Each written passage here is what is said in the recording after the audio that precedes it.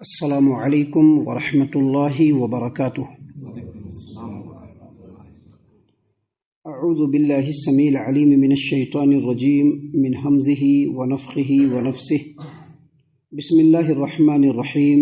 ولکل امۃ جعلنا منسکا لیذکروا اسم اللہ علی ما رزقہم من بہیمۃ الانعام فإلہکم الہ واحد فلہ اسلموا وبشر المخبتین الذين إذا ذكر الله وجلت قلوبهم والصابرين على ما أصابهم والمقيم الصلاة ومما رزقناهم ينفقون۔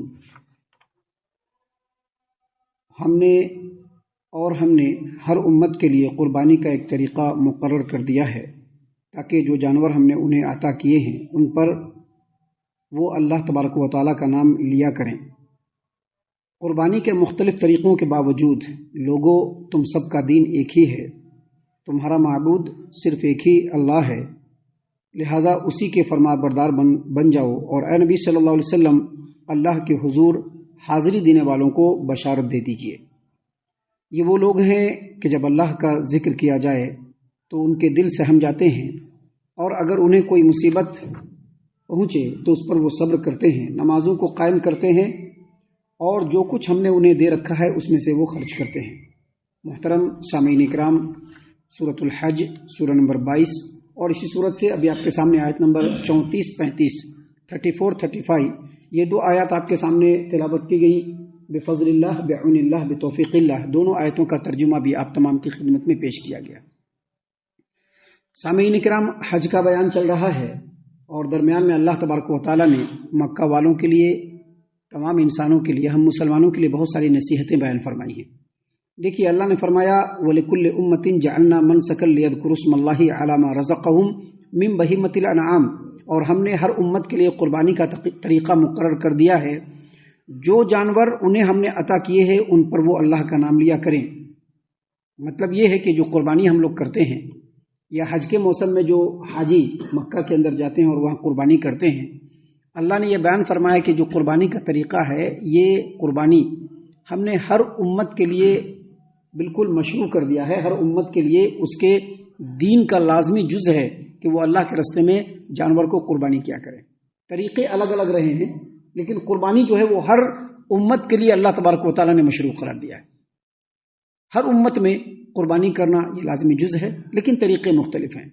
یہاں پر اللہ تبارک و تعالیٰ مشرکین مکہ کو خصوصیت کے ساتھ اور تمام انسانوں کو اور مسلمانوں کو عمومیت کے ساتھ اللہ نے یہ نصیحت فرمائی ہے کہ جانور جو ذبح کرنا ہے یہ اللہ کے لیے ہی کرنا ہے، کیونکہ اللہ تبارک و تعالیٰ نے ہر نبی کے امت کے لیے قربانی کو اس کے دین کا لازمی جز قرار دیا ہے۔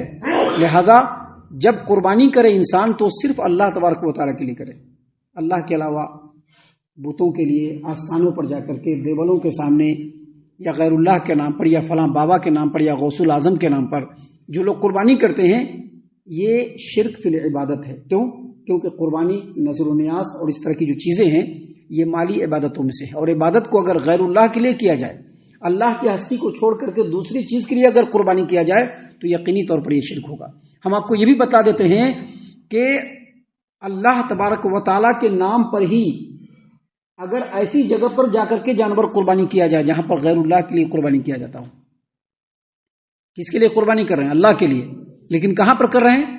اس جگہ پر جا کر کے جہاں پر غیر اللہ کے لیے قربانی کیا جاتا ہو۔ مثلاً کسی آستانے پر جا کر کے قربانی کرے لیکن کہے کہ اللہ کا نام لے کر کے کر رہے ہیں، کسی مزار پر جا کر کے قربانی کرے، کہے کہ اللہ کا نام لے کر کے قربانی کر رہے ہیں، کسی دیول پر جا کر کے قربانی کرے اور کہے کہ اللہ کا نام لے کر کے قربانی کر رہے ہیں، تو وہ بھی حرام ہے، وہ بھی شرک ہے۔ اللہ تبارک و تعالیٰ نے اس چیز سے منع کیا کیونکہ یہ شرک تک لے جانے والے عمل ہے۔ سامعین کرام، یہاں پر اللہ تبارک و تعالیٰ نے اسی بات کو بیان کیا کہ دیکھو، ہر امت کے لیے قربانی کا طریقہ مقرر کر دیا ہے۔ وجہ یہ ہے کہ تاکہ جو جانور ہم نے ان لوگوں کو عطا کیے ہیں اس پر وہ اللہ کا نام لے۔ اللہ کا نام لے مطلب کیا؟ اللہ کے لیے قربانی کرے، غیر اللہ کے لیے قربانی نہیں کر سکتے۔ طریقے اگرچہ مختلف ہیں لیکن سب طریقے کا مطلب کیا ہے؟ اللہ تبارک و تعالیٰ کو راضی کرنا۔ اسی لیے اللہ تبارک و تعالیٰ نے آگے مزید فرمایا فَإِلَٰهُكُمْ إِلَٰهٌ وَاحِدٌ۔ لوگوں، اگرچہ تمام نبیوں کی امت کے اندر جو قربانی کے طریقے ہیں وہ الگ الگ ہیں، لیکن یاد رکھو تم تمام کا معبود جو ہے وہ ایک اللہ تبارک و تعالیٰ ہے.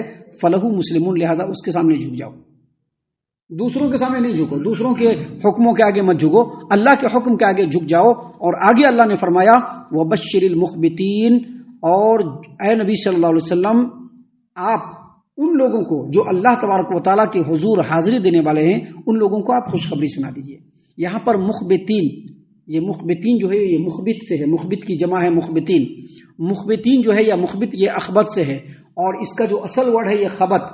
خبت جو ہے نار کے ساتھ جب آتا ہے تو اس کا مطلب یہ ہے کہ آگ کا جو انگار ہوتا ہے، کوئلے کے اوپر جو آگ کا انگار ہوتا ہے وہ انگار بجھ جائے اور اس پر راکھ کی چادر چڑھ جائے. یعنی اس کا مطلب اور مفہوم مفسرین نے یہ بیان کیا ہے کہ ایسا آدمی جو اللہ کے حکم کے سامنے اپنی نفسانیت کو، اپنی انانیت کو، اپنی پندار نفس کو، اپنی تمام چیزوں کو اللہ کے حکم کے سامنے بالکل مٹا دے، ایسے آدمی کو کہتے ہیں مخبت. یعنی ایسا آدمی جس کے اندر تواضع ہو، انکساری ہو، اللہ تبارک و تعالیٰ کے حکم کے سامنے بچ جانے کا جذبہ ہو، ایسے آدمی کو کیا کہتے ہیں؟ مخبت. اللہ نے فرمایا جو مخبت ہے، جو اللہ کے حضور بالکل سرنگو ہو جانے والا ہے، جو اللہ کے حضور حاضری دینے والا ہے، اللہ کے رسول صلی اللہ علیہ وسلم آپ ایسے لوگوں کو خوشخبری سنا دیجیے. یہ تو تفسیر مفسرین نے بیان کیا ہے، لیکن مخبت کی تفسیر اللہ تبارک و تعالیٰ نے خود اگلی آیت کریمہ میں بیان فرمائی ہے کہ مخبت کس کو کہتے ہیں. اللہ نے کیا کہا؟ وبشر المخبتین، اے نبی صلی اللہ علیہ وسلم آپ مخبتین کو خوشخبری سنا دیجئے. اور مخبتین کون لوگ ہیں؟ الذین اذا ذکر اللہ وجلت قلوبہم، کہ جب ان کے سامنے اللہ کا ذکر کیا جائے، اللہ کا نام لیا جائے تو اس کے دل سہم جاتے ہیں. مخبت وہ لوگ ہیں کہ جب ان کے سامنے اللہ کا نام لیا جائے تو ان کے دل سہم جاتے ہیں کہ کہیں ہم سے کوئی ایسا کام نہ ہو جائے یا ہم سے کوئی ایسا عمل سرزد نہ ہو جائے جو اللہ تبارک و تعالیٰ کی مرضی اور منشا کے خلاف ہو. جب بھی ان کے سامنے اللہ کا ذکر کیا جائے، اللہ کا نام لیا جائے، ان کے دل بالکل سہم جاتے ہیں. مخبت کی جو پہلی صفت ہے اللہ تبارک و تعالیٰ نے بیان فرمائی، اور آگے مزید فرمایا والصابرین علی ما اصابہم، اور مخبت وہ ہے کہ جب ان کو کوئی مصیبت پہنچتی ہے تو اس پر وہ صبر کرتے ہیں، واویلا نہیں مچاتے، جزا فضا نہیں کرتے ہیں. یہ صبر جو ہے وہ دو طریقے سے ہوتا ہے، ایک اگر مصیبت آئے اس پر صبر کرنا، دوسرا اللہ تبارک و تعالیٰ کی اطاعت و فرما برداری کرتے ہوئے جو تکلیفیں اور جو پریشانیاں جھیلنے کو ملتی ہیں اس پر صبر کرنے والے کو بھی مخبت کہتے ہیں. ابھی فجر کی نماز پڑھنا ہے، بڑی پریشانی ہوتی ہے کہ نہیں ہوتی ہے؟ نیند کو چھوڑنا پڑتا ہے نا. فجر سے پہلے اٹھنے والے جو لوگ رات کی نماز پڑھنے کے لیے اٹھتے ہیں ان لوگوں کو بھی بڑی تکلیف ہوتی ہے. جو لوگ یہ عمل انجام دیتے ہیں ان کو خوب پتا ہے کہ اس عمل کے انجام دینے والے کو جب وہ رات کے 3 بجے 2:30 بجے یا 3:30 بجے اٹھتے ہیں ان کی پورے جسم میں درد رہتا ہے، لیکن پھر بھی وہ اللہ تبارک و تعالیٰ کے لیے اٹھتے ہیں صبر کرتے ہوئے. اس کو کہتے ہیں صبر کرنے والے. اللہ تبارک و تعالیٰ نے فرمایا مخبتین وہ ہے کہ جب ان کے سامنے اللہ کا ذکر کیا جائے تو ان کا دل بالکل سہم جاتا ہے، اور جب ان کو کوئی تکلیف اور مصیبت آتی ہے تو اس پر وہ صبر کرتے ہیں. والمقیم الصلاۃ، اور نمازوں کے آداب کو قائم رکھنے والے. مقیمین الصلاۃ کا جو ترجمہ کیا ہے، والمقیم الصلاۃ جو ترجمہ کیا ہے مترجمین اور مفسرین نے، جو نماز کے آداب کو قائم رکھنے والے. ابھی نماز کے آداب کیا ہے؟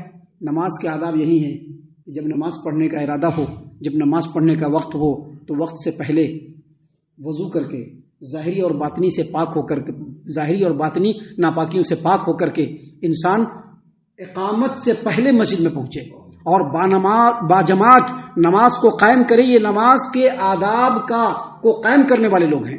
اللہ تبارک و تعالیٰ نے فرمایا مخبتین وہ لوگ ہیں کہ جب ان کے سامنے اللہ کا ذکر ہو تو ان کے دل سہم جاتے ہیں، جب ان کو کوئی تکلیف پہنچتی ہے تو صبر کرتے ہیں. والمقیم الصلاۃ، اور نمازوں کے آداب کو قائم رکھنے والے ہیں. وَمِمَّا رَزَقْنَاهُمْ يُنْفِقُونَ، اور جو کچھ اللہ تبارک و تعالیٰ نے دیا ہے اس میں سے وہ خرچ کرتے ہیں. یہاں پر سب سے پہلے ایک بات سمجھ لیجیے کہ جو بات بیان کی گئی مخبتین کی جو تعریف اللہ تبارک و تعالیٰ نے کی ہے یہ ان لوگوں کے لیے خاص ہے، یہ ان لوگوں کے لیے خاص ہے جو حج کرنے کے لیے جاتے ہیں. اللہ کو راضی کرنے کے لیے جو حج کرنے کے لیے جاتے ہیں ان کے لیے خاص ہے، کیونکہ جب وہ حج کا سفر کرتے ہیں تو ان کو تکلیف بھی پہنچتی ہے اس سفر میں. جب وہ حج کا سفر کرتے ہیں تو اس میں بہت کچھ خرچ بھی کرنا پڑتا ہے کہ نہیں پڑتا ہے. حج کا سفر کرتے ہیں تو سفر میں نمازوں کے ضائع ہونے کا بھی اندیشہ ہوتا ہے، لیکن اس کے باوجود وہ نمازوں کو قائم کرتے ہیں. اور سفر میں جب ہوتے ہیں حج کے سفر میں تو ہمیشہ ان کے دل میں یہ خیال ہوتا ہے کہ اتنا سب کچھ لگا کر کے اللہ کو راضی کرنے کے لیے جا رہے ہیں، پتہ نہیں کوئی ایسا عمل نہ ہم سے سرزد ہو جائے جس سے ہمارا رب جو ہے ناراض ہو جائے. اس لیے اللہ تبارک و تعالیٰ نے ان باتوں کو یہاں پر بیان فرمایا. لیکن یہ بات یاد رکھیے، اگرچہ یہ خاص سیاق میں نازل ہوا ہے لیکن اس کے باوجود اس کا مفہوم عام ہے. جو آدمی مخبت ہوتا ہے وہ ہر حال میں اللہ تبارک و تعالیٰ کا نام سن کر کے اپنے دل میں ڈر اور خوف محسوس کرتا ہے. جو مخبت ہوتا ہے جب ان کو کوئی تکلیف پہنچتی ہے تو یہ رب کی مشیت ہے سامنے رکھ کر کے وہ صبر کرتا ہے. جو مخبت ہوتا ہے وہ کسی بھی حالت میں نمازوں کو ضائع کرنے والا نہیں ہوتا ہے. کسی بھی حالت میں وہ نمازوں کو ضائع کرنے والا نہیں ہوتا ہے. مخبت جو ہوتا ہے وہ ہر حال میں نمازوں کو قائم کرنے والا، نمازوں کے آداب کو قائم کرنے والا، نمازوں کے لیے ہمیشہ اپنے ذہن کو نماز کی طرف لگائے رکھنے والا ہوتا ہے. اور آگے اللہ نے فرمایا جو کچھ اللہ نے دیا ہے اس میں سے وہ خرچ کرتے ہیں. یہاں پر ایک بات یاد رکھیے، جو کچھ اللہ تبارک و تعالیٰ نے دیا ہے اس میں سے خرچ کرتے ہیں، اس کا مطلب ہے کہ جو پاکیزہ رزق اللہ نے دیا ہے، کیونکہ جو حرام رزق ہوتا ہے وہ اللہ کی طرف نسبت نہیں ہوتا ہے. جو آدمی حرام رزق لیتا ہے نا یہ اللہ کی طرف نسبت نہیں ہوتا ہے. اور جو حرام رزق ہوتا ہے اس کو اگر اللہ کے راستے میں خرچ کیا جائے تو اللہ اس کو قبول نہیں فرماتے. چاہے حج کرے، چاہے صدقہ کرے، چاہے خیرات کرے، اللہ تعالیٰ اس کو قبول نہیں فرماتے. حتیٰ کہ حرام لینے والوں کا اللہ نماز بھی قبول نہیں فرماتے. تو یہاں پر اللہ تبارک و تعالیٰ نے جو بتایا کہ جو کچھ اللہ نے دیا ہے اس میں سے خرچ کرتے ہیں، ایک تو اللہ کے راستے میں خرچ کرنا اور دوسرا اللہ کے حکم کے مطابق خرچ کرنا. اللہ نے جہاں جہاں خرچ کرنے کے لیے وہاں خرچ کریں گے، اللہ قبول فرمائے گا اور وہی مخبت ہوگا. اب ایک آدمی بے تحاشا خرچ کرتا ہے فالتو چیزوں پر، بیکار چیزوں پر، حرام چیزوں پر، ناجائز چیزوں پر، گانے بجانوں پر، دوسری چیزوں پر خرچ کرتا ہے تو وہ اللہ کے راستے میں خرچ کرنا نہیں ہوا. اللہ کے راستے میں خرچ کرنے کا مطلب یہی ہے کہ اللہ کے راستے میں خرچ کرنا اور اللہ کے حکم کے تابع ہو کر کے خرچ کرنا، تبھی جا کر کے اللہ کے راستے میں خرچ کرنا ہوگا اور یہی لوگ مخبت ہوں گے. سامعین کرام، ابھی آگے اور بھی بہت ساری باتیں ہیں جو اللہ تبارک و تعالیٰ نے ہماری ہدایت اور ہماری رہنمائی کے لیے نازل فرمائے ہیں، جس کو انشاءاللہ کل اور کل کے بعد کے دروس میں ہم آپ کے سامنے پیش کریں گے. ہم اللہ سے دعا کرتے ہیں کہ اللہ تعالیٰ ہم تمام کو ان باتوں کے اوپر خوب غور و فکر اور تدبر کرنے کے ساتھ ساتھ ان باتوں کے اوپر عمل کرنے کی بھی توفیق عنایت فرمائے. آمین. اللہ تعالی ہم تمام کو صحیح معنوں میں پکا سچا مومن مسلمان بنائے، اللہ اور اس کے رسول صلی اللہ علیہ وسلم کی اطاعت و فرما برداری کرنے والا بنائے، صحابہ کرام رضی اللہ عنہم کے طریقے پر چلنے والا بنائے، جنت الفردوس میں جگہ عطا فرمائے. اے اللہ ہم تمام کو جہنم سے پناہ دے. اے رب العالمین ہم تمام کو جہنم سے پناہ دے. اے مالک الملک ہم تمام کو جہنم سے پناہ دے. آمین یا رب العالمین. وما علینا الا البلاغ المبین.